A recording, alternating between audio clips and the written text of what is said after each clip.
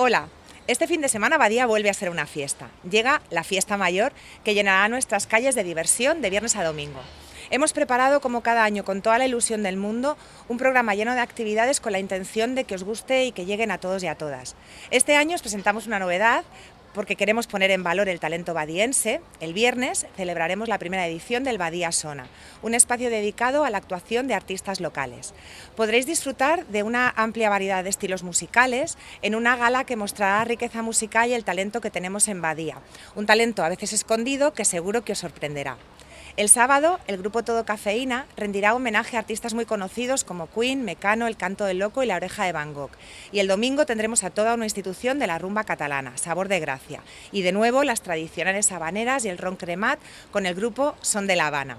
La fiesta seguirá durante las noches con las sesiones de DJs, tanto el viernes como el sábado, de nuestro querido DJ de Gelitos y de DJ Greta y los Garpo, para que no pare la fiesta.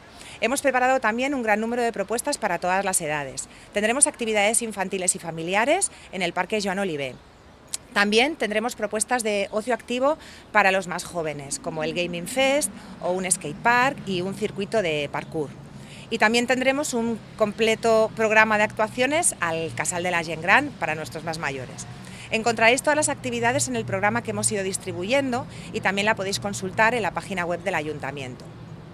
Queremos también que nuestra fiesta mayor sea una fiesta accesible para todos y para todas y que todo el mundo la pueda disfrutar. Por eso instalaremos pictogramas y hemos implementado la hora tranquila para ofrecer espacios adecuados para aquellas personas que tienen hipersensibilidad auditiva.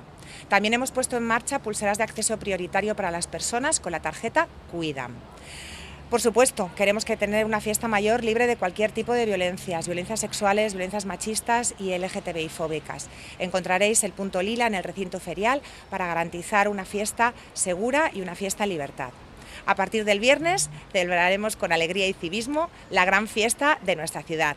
Nos vemos por las calles, nos vemos en la fiesta mayor de Badía, disfrutarla en comunidad, disfrutar la fiesta de todos y de todas.